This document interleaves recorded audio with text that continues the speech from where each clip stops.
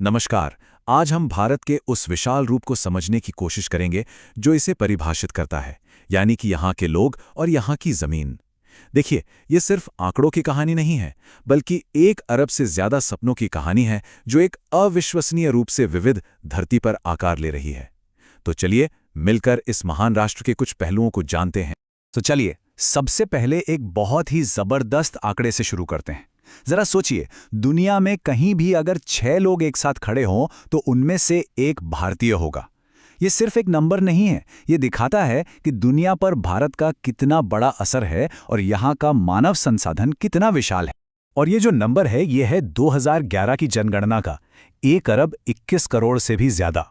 उस वक्त हम चीन के बाद दुनिया के दूसरे सबसे ज्यादा आबादी वाले देश थे।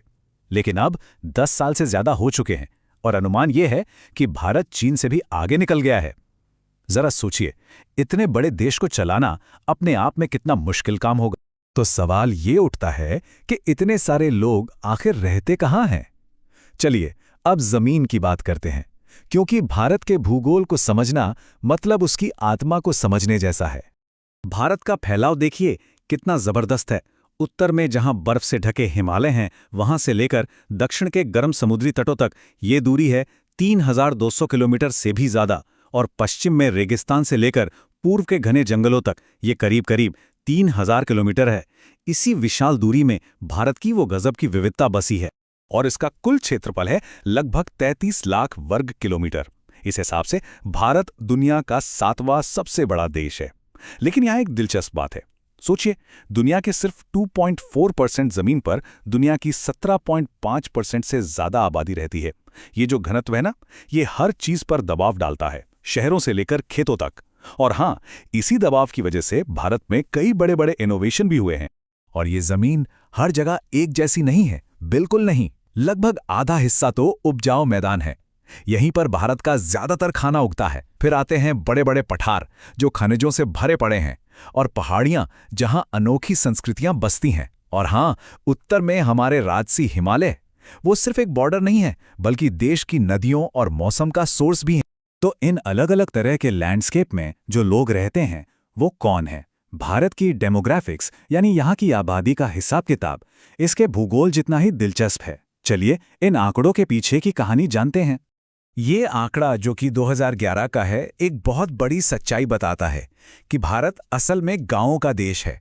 हाँ, दिल्ली और मुंबई जैसे शहर तेजी से बढ़ रहे हैं, लेकिन उस समय भी लगभग 70% आबादी गांवों में ही रहती थी।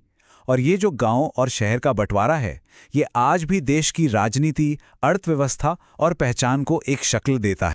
382 व्यक्ति प्रति वर्ग किलोमीटर। सुनने में तो ये राष्ट्रीय औसत लगता है, पर यह पूरी कहानी नहीं है। मुंबई जैसे शहरों में तो ये घनत्व हजारों में पहुंच जाता है, जबकि अरुणाचल प्रदेश जैसी जगहों पर बहुत ही कम है। ये जो इतना फर्क है ना, ये हमारे संसाधनों और इंफ्रास्ट्रक्चर के लिए एक बहुत बड़ा चैलेंज है। एजुकेशन में तरक्की तो साफ दिखती है। कुल साक्षरता दर 74% से ज्यादा है, लेकिन इसी में एक गहरी कहानी छिपी है। पुरुषों और महिलाओं की साक्षरता में करीब 17% का फर्क है। ये सिर्फ एक आंकड़ा नहीं है, ये दिखाता है कि मौकों में, आर्थिक आज़ादी में और समाज में सशक्तिकरण में कितना अंतर है। लिंगानुपात यानी कि हर 1000 पुरुषों पर महिलाओं की संख्या, ये है 943। आदर्श रूप से ये 1000 के आसपास होना चाहिए। ये जो गैप है, ये एक तरह का असंतुलन दिखाता है और हमें सोचने पर मजबूर करता है कि हमारा समाज महिलाओं को कितनी अहमियत और सपोर्ट देता है। लेकिन शायद ये आंकड़ा सबसे ज्यादा चिंता की बात है।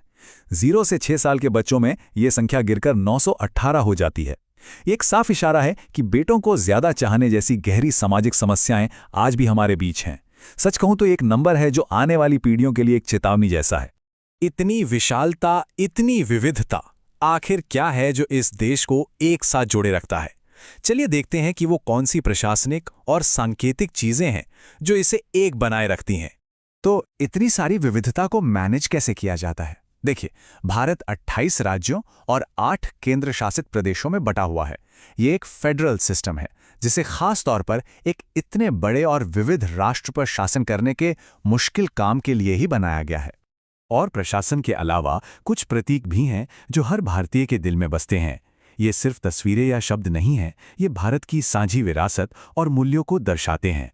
जैसे कि हमारे शक्तिशाली बाघ जो भारत की ताकत का प्रतीक है, खूबसूरत मोर जो इसकी सुंदरता को दिखाता है, पवित्र कमल जो कीचड़ में खिलकर भी पवित्रता का संदेश देता है, और विशाल बरगद का पेड़ जो अपनी जड़ों के साथ देश की लंबी उम्र और एकता को दर्शाता है।